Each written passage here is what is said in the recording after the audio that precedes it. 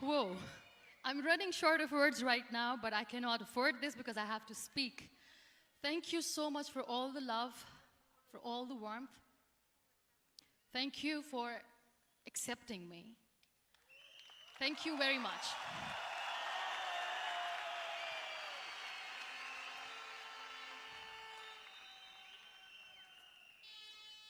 Well, I always start my talk with a disclaimer. And that disclaimer is that I've never claimed to be a motivational speaker. Yes, I do speak, but I feel more like a storyteller because wherever I go, I share a story with everyone. Well, it is a story of a woman whose perfectly imperfect life made her who and what she is today.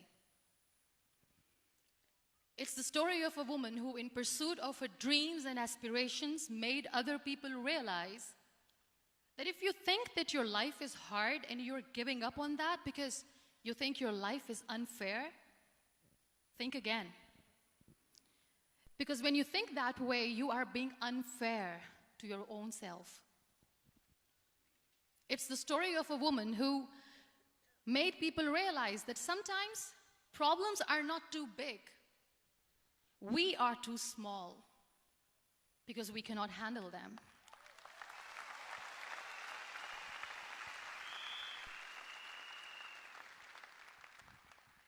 It is the story of a woman who with time realized that real happiness doesn't lie in success, money, fame. It lies within. Real happiness lies in gratitude. So I am here and I'm going to share the story of that woman. That is my story. The story of gratitude.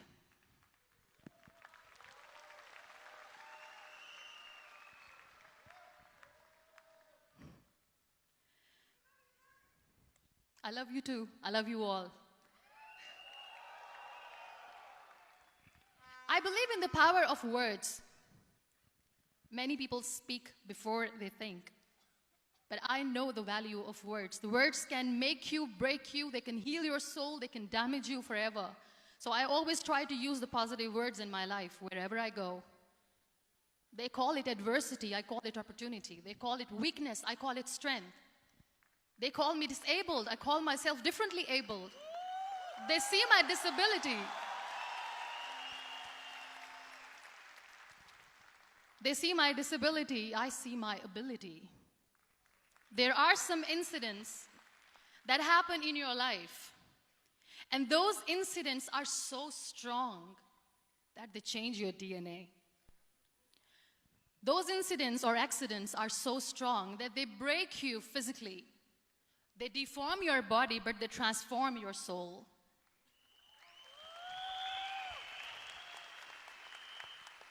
Those incidents break you, deform you, but they mold you into the best version of you. And the same thing happened to me. And I'm going to share what exactly happened to me. I was 18 years old when I got married.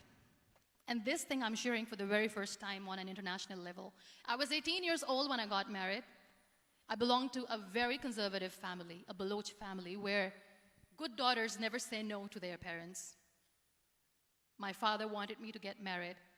And all I said was, if that makes you happy, I'll say yes. And of course, it was never a happy marriage. Just about after 2 years of getting married, about 9 years ago, I met a car accident. Somehow my husband fell asleep and the car fell in the ditch. He managed to jump out, saved himself. I'm happy for him. But I stayed inside the car and I sustained a lot of injuries. The list is a bit long. Don't get scared. I'm perfectly fine now. Radius ulna of my right arm were fractured. The wrist was fractured. Shoulder bone and collarbone were fractured. My whole rib cage got fractured. And because of the rib cage injury, lungs and liver were badly injured. I couldn't breathe. I lost urinary bowel control. That's why I have to wear the bag wherever I go. But that injury that changed me and my life completely as a person and my perception towards living my life was the spine injury. 3 vertebrae of my backbone were completely crushed, and I got paralyzed for the rest of my life. So this accident took place in a far-flung area in the outskirts of a very small province, Balochistan, where there was no first aid, no hospital, no ambulance. I was in the middle of nowhere in that toppled car. Many people came to rescue. They gave me CPR. They dragged me out of the car. And while they were dragging me out, I got the complete transection of my spinal cord. And now there was this debate going on. Should we keep it here? She's going to die. Where should we go? There is no ambulance. There was this 4-wheeler Jeep standing in the corner of the street. They said, put her in the back of the Jeep and take her to the hospital, which is 3 hours away from this place. And I still remember that bumpy ride. I was all broken. They threw me at the back of the Jeep and they rushed me to the hospital. That is where I realized that my half body was fractured and half was paralyzed. I finally ended up in a hospital where I stayed for 2.5 months. I underwent multiple surgeries. Doctors have put a lot of titanium in my arm. There's a lot of titanium at my back to fix my back. That's why people in Pakistan call me the Iron Lady of Pakistan.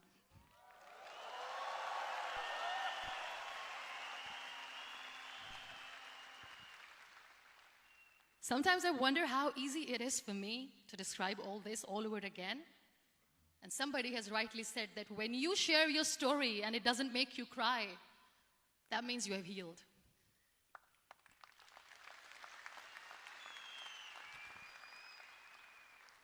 Those 2.5 months in the hospital were dreadful.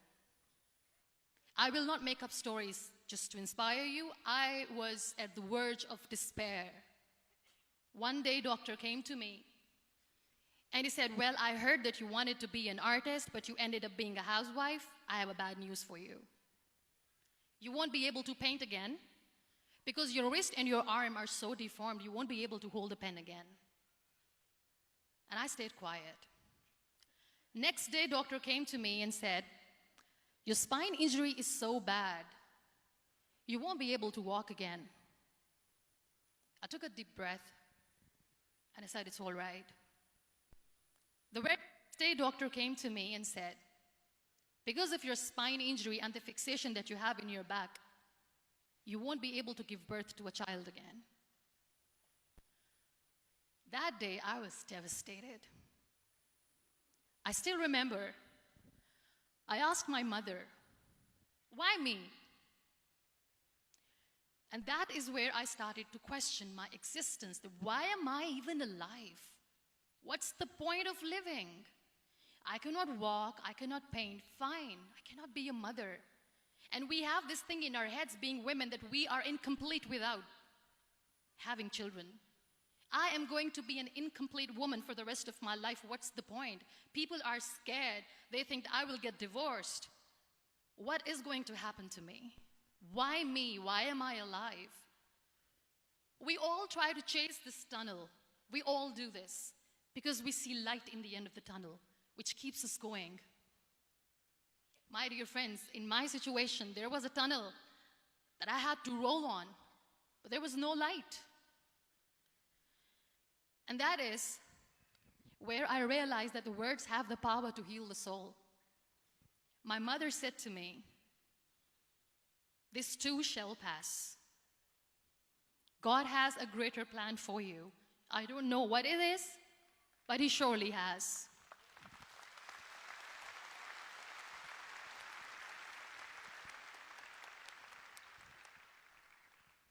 And in all that distress and grief, somehow or the other, those words were so magical that they kept me going. I was trying to put that smile on my face all the time, was hiding. It was so hard to hide the pain, which was there.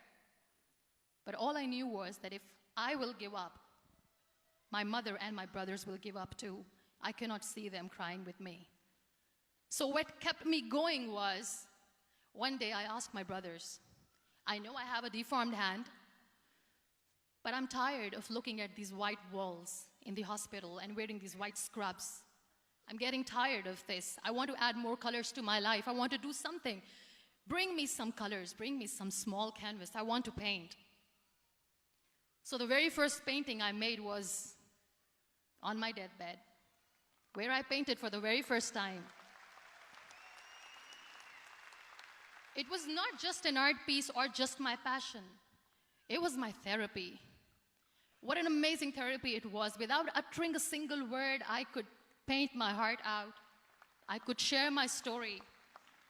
People used to come and say, what lovely painting, so much color.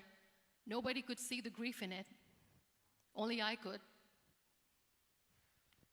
So that's how I spent 2.5 months in my hospital, crying, never complaining or whining, but painting. And then I was discharged, and I went back home. And I went back home, and I realized that I have developed a lot of pressure ulcers on my back and on my hip bone. I was unable to sit. There were a lot of infections in my body, a lot of allergies. So doctors wanted me to lie down on the bed straight for not 6 months, for not 1 year, for 2 years. I was bedridden, confined in that one room, looking outside the window, listening to the birds chirping, and thinking maybe there will be a time when we'll be going out with the family and enjoying the nature. That was the time where I realized how lucky people are, but they don't realize. That is the time where I realized that the day I'm going to sit, I'm going to share this pain with everyone to make them realize how blessed they are, and they don't even consider them lucky. There are always turning points in your life. There was a rebirth day that I celebrated. After 2 years and 2.5 months, when I was able to sit on a wheelchair, that was the day when I had the rebirth. I was a completely different person. I still remember the day I sat on the wheelchair for the first time, knowing that I'm never going to leave this, knowing that I won't be able to walk for the rest of my life. I saw myself in the mirror, and I talked to myself. And I still remember what I said. I cannot wait for a miracle to come and make me walk. I cannot sit in the corner of the room crying, cribbing, and begging for mercy because nobody has time. So I have to accept myself the way I am. The sooner, the better. So I applied the lip color for the first time.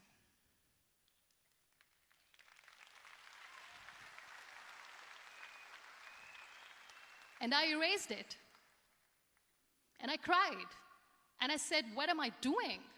A person on a wheelchair should not do this. What will people say? Clean it up. Put it again. This time I put it for myself, because I wanted to feel perfect from within.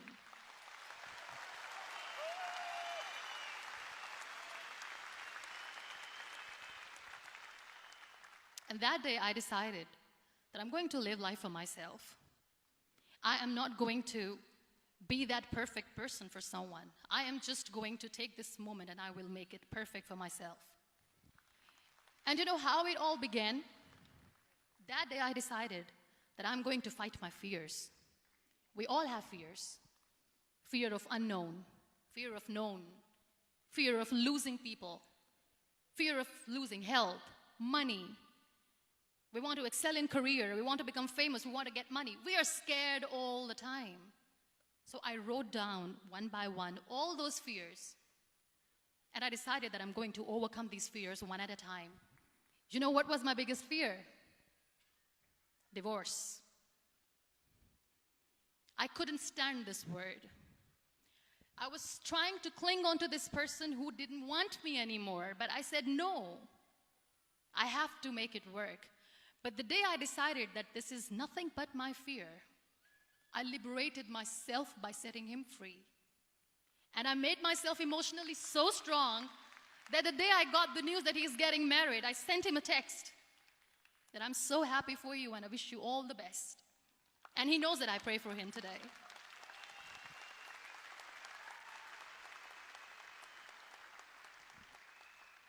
My biggest fear, number 2, was I won't be able to be a mother again.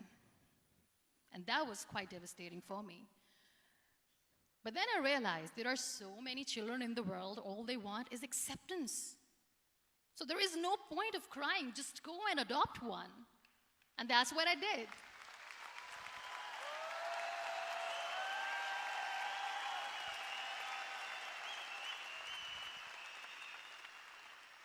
I gave my name in different organizations, different orphanages. I didn't mention that I'm on a wheelchair, dying to have a child. So I just told them that this is Muniba Mazari and she wants to adopt a boy or girl, whatsoever, but I want to adopt a kid. And I waited patiently. 2 years later, I got this call from a very small city in Pakistan. I got a call and they said, "Are you Muniba Mazari? There is a baby boy and would you like to adopt?" And when I say yes, I could literally feel the labor pain. I said, yes, yes, I am going to adopt him. I am coming to take him home.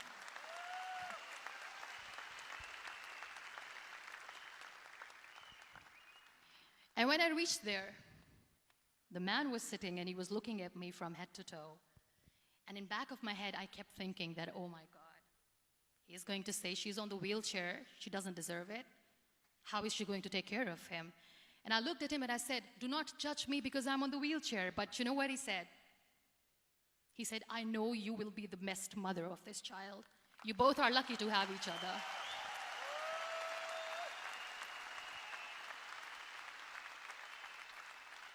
And that day, I was 2 days old, and today he's 6.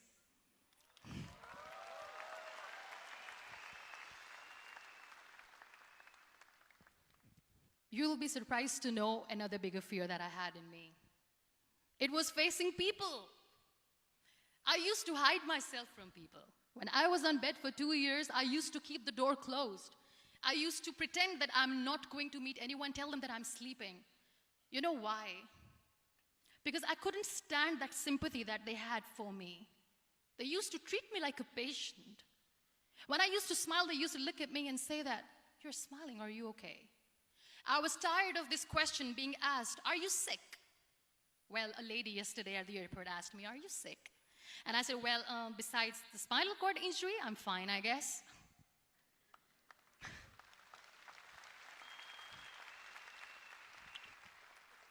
But those are really cute questions. They never used to feel cute when I was on the bed.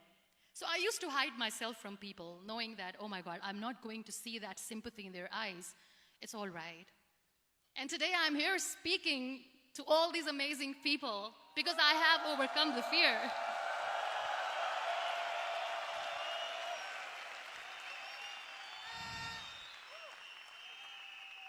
You know, when you end up being on the wheelchair, what's the most painful thing? That's another fear that people on the wheelchair or the people who are differently abled have in their hearts, but they never share. I'll share that with you. The lack of acceptance. People think that they will not be accepted by the people because we, in the world of perfect people, are imperfects. So I decided that instead of starting an NGO for disability awareness, which I know will not help anyone, I started to appear more in public. I started to paint. I always wanted to. I have done a lot of exhibitions. I'm Pakistan's first wheelchair-bound artist. I have done a lot of modeling campaigns, different campaigns for brands like Tony and Guy.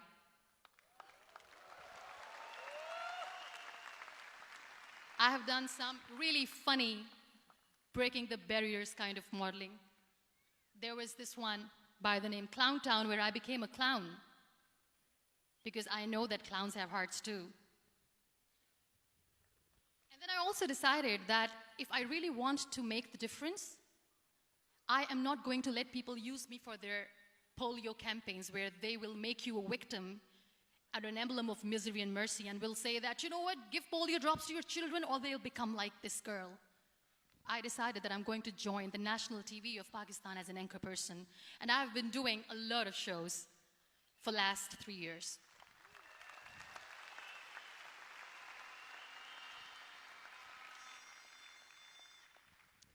So when you accept yourself the way you are, the world recognizes you. It all starts from within. Thank you. I became the National Goodwill Ambassador for UN Women Pakistan, and now I speak for the rights of women, children. We talk about inclusion, diversity, gender equality, which is a must. I was featured in BBC 100 Women for 2015. I'm one of the Forbes 30 under 30 for 2016. And it all didn't happen alone. You all are thriving in your careers. You have bigger dreams and aspirations in life. Always remember one thing. On the road to success, there is always we, not me. Do not think that you alone can achieve things. No. There is always another person who is standing behind you, maybe not coming on the forefront, but behind you, praying for you and supporting you. Never lose that person. Never.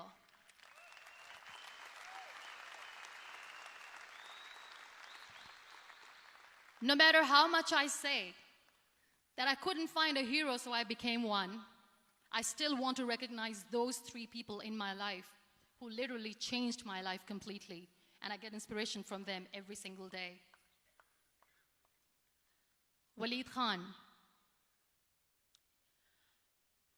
Many people know about the terrorist attacks in Pakistan. We have lost many people.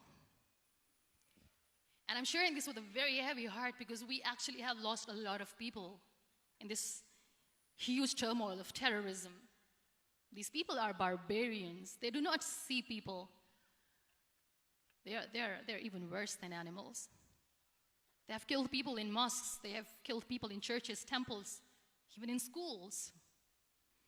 There was this terrorist attack in Army Public School, Peshawar, where these terrorists entered in an examination hall and they killed our children.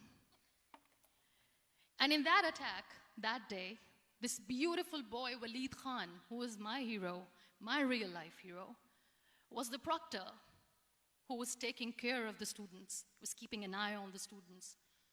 Those barbarians shot him 3 times in the face, 5 times on his body, and he fell down. I was asked to give a talk in the school after a week of that terrorist attack. With a very heavy heart, I went there and I spoke. We sang a few national songs. I thought that maybe I've done my part, but deep inside, it was killing me. I could see children injured. I could see children sitting on the wheelchairs, looking at me, wondering, what next? What was our fault? Just because we were here to give examination, we have been shot. So many people, so many children lost their friends. Their classrooms were empty. The next day they went to the classroom. So this kid, Waleed Khan, I was asked that he is in a hospital right now, and you have to go and see him and motivate him and tell him that it's going to be okay. And when I saw Waleed Khan coming on the wheelchair for the first time in front of me, face was all deformed. His leg was fractured, his arm was fractured. He couldn't talk, he lost his teeth. He cannot sneeze, he cannot smell. He cannot eat. And I kept thinking, what should I say? That everything is going to be all right? No, nothing is all right.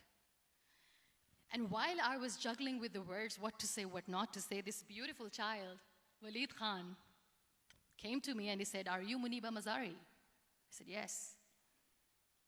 He said, "Baji, let's take a selfie."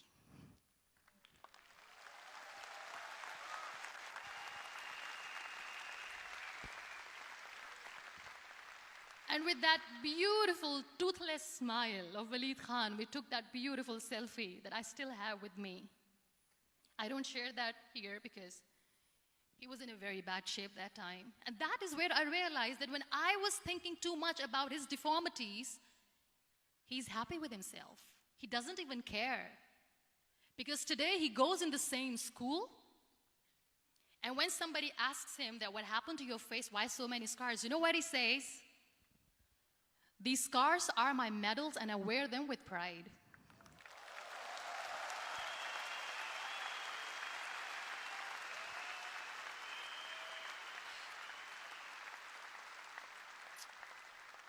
And how beautifully he says the terrorists wanted me not to study. I am going to study. I will become a doctor one day.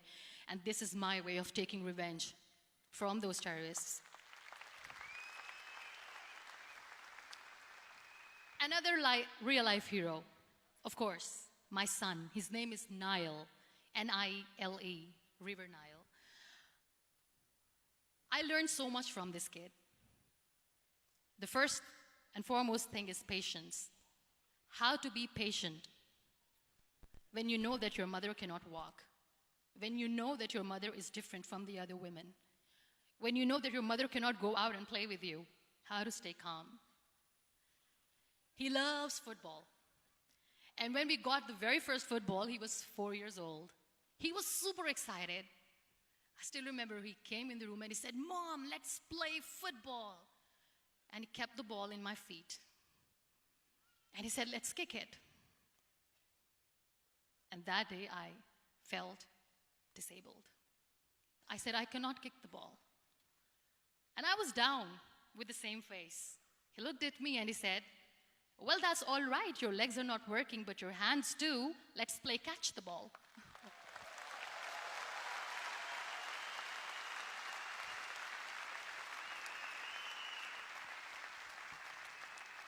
You know what? That day he made me realize that when you think your glass is half empty, come on, your glass is half full. It's all in here and here. Last but not least, the woman who made me realize that heroes have no gender. The woman who believed in me even when I was completely at the verge of despair, where everybody left, she was there.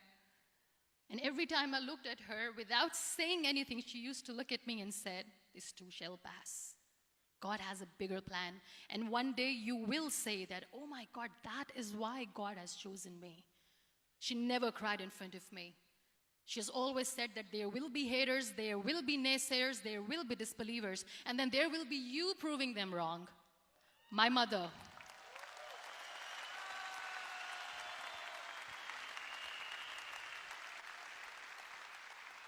Whatever I am today, I'm nothing without her. I'm nothing without her. Thank you, Mama. I wish you were here. Thank you for making me who I am today.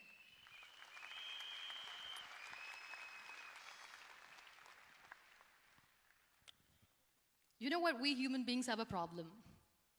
Out of many problems, there is one more, and this is a self-created one. We always expect ease from life. We have this amazing fantasy about life. This is how things should work. This is my plan. It should go as per my plan. If that doesn't happen, we give up. So my dear friends, let me tell you one thing. I never wanted to be on the wheelchair. Never thought of being on the wheelchair. I was always aspiring to do bigger things, but had no idea that for that I have to pay the price to be where I am today. It's a very heavy price. This life is a test and a trial, and tests are trials are never supposed to be easy. So when you are expecting ease from life, and life gives you lemons, then you make the lemonade, and then do not blame life for that, because you were expecting ease from a trial. Trials make you a stronger, better person. Life is a trial, and with time you realize that.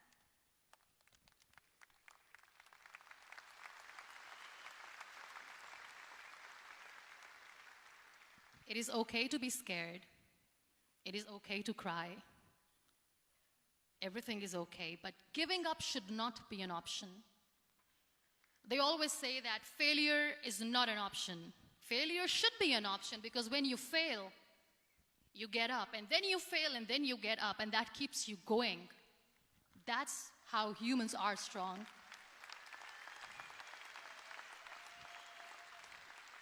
Failure is an option, should be an option, but giving up is not.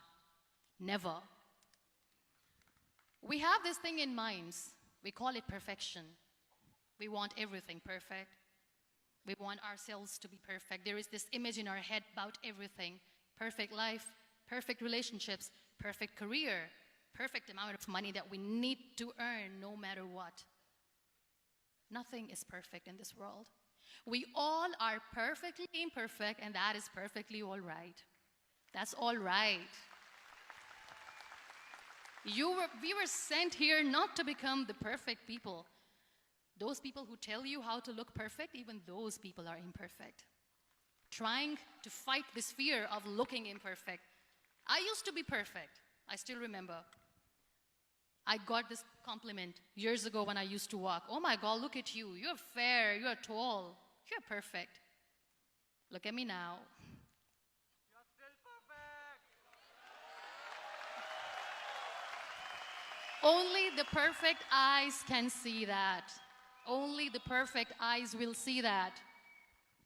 Only the perfect eyes will see that. So yes, in all those imperfections, you have to listen to your heart. You don't have to look good for people. You don't have to be perfect just because other people want you to be perfect. If your soul is perfect from within, that's all right. This is all what you want. This is all what you need to be. Our society has made very weird kind of norms to look perfect and great. For men, it's different. For women, it's different. We think too much about what people say. We listen to ourselves too little. You know what makes you perfect? When you make someone smile. You know what makes you perfect? When you try to do something good for the people around you. You know what makes you perfect? When you feel someone's pain. And how beautiful pain is that it connects you with people. No other medium can connect you with others but pain. That's why I always say that I'm in pain, and that's a blessing in disguise for me. Today, just because I'm in pain and I'm on the wheelchair, I work for children. Being the head of CSR for a company, we conduct medical camps in far-flung areas of Pakistan where so many kids die because they don't have medical facilities. And I personally believe just because they cannot afford to live doesn't mean we'll let them die.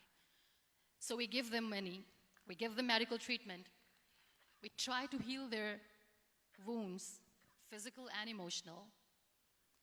And I also work for the beautiful people, we call them third gender, the transgender community of Pakistan. You know what connects me with them? All my imperfections. When I go and I hug them, they never judge me. And this very good friend of mine, her name is Bijli. Bijli means electricity. She calls herself electricity. And I said, are you electricity? She says, no, I'm lightning. I'm as strong as lightning. Because we have very bad power outage, so she doesn't want me to call her electricity. So she says, I am very strong. I'm thunder, I'm lightning. She came to me, and the first time I hugged her, she said, you are just like me.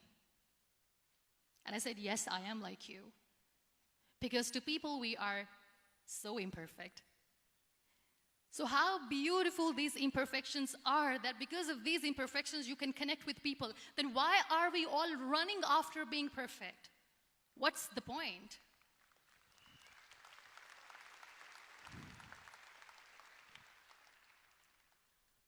Every time I go in public, I always smile. It's always a big toothy smile on my face, and people ask me, don't you get tired of smiling all the time? What's the secret? I always say one thing, that I have stopped worrying about the things that I have lost, the people that I have lost. Things and people who were meant to be with me are with me. And sometimes, somebody's absence makes you a better person. Cherish their absence. It's always a blessing in disguise. I always say that people are so lucky they don't even realize. You must be thinking, okay, you're lucky in what sense? Well, the breath that you just took was a blessing. Embrace it.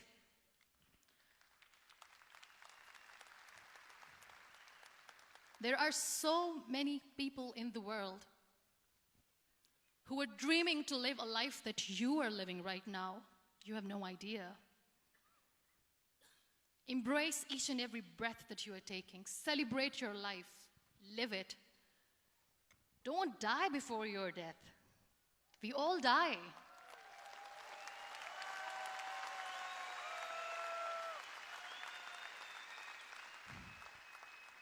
We live this one routine of a day for 75 years and we call it life. No, that's not life. If you're still thinking why you have been sent here, if you're still juggling with the concept of why you are here, you haven't lived yet. You work hard, you make money, you do it for yourself. That's not life. You go out, you seek for people who need your help, you make their lives better. You become that sponge which can absorb all the negativity, and you become that person who can emit beautiful, positive vibes. And when you realize that you have changed someone's life, and because of you, this person didn't give up, that is the day when you live. Always.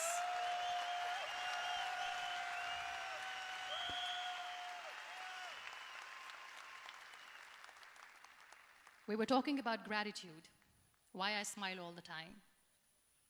I cry all night when nobody sees me, because I'm a human and I have to keep the balance. And I smile all day because I know that if I will smile,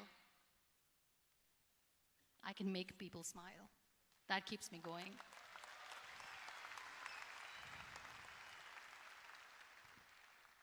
Be grateful for what you have, and you will always, always end up having more. But if you'll cry and if you'll crib for the little things that you don't have or the things that you have lost, you will never ever have enough. Sometimes we are too busy thinking about the things that we don't have that we forget to cherish the blessings that we have. I'm not saying that I'm not healthy and that makes me unlucky, but yes, it is hard. It is hard when I say that I cannot walk. It is hard to say when I wear this bag. It hurts. But I have to keep going, because never giving up is the way to live, always.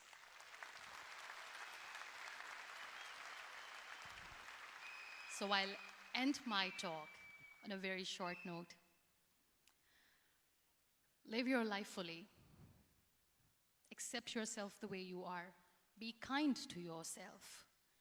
Be kind to yourself. I'll repeat, be kind to yourself, and only then you can be kind to others. Love yourself and spread that love. Life will be hard. There will be turmoils, there will be trials, but that will only make you stronger. Never give up. The real happiness doesn't lie in money or success or fame. I have this all, I never wanted this. Real happiness lies in gratitude. So be grateful, be alive, and live every moment. Thank you so much, everyone. Thank you. We Malaysia. Muniba Mazari.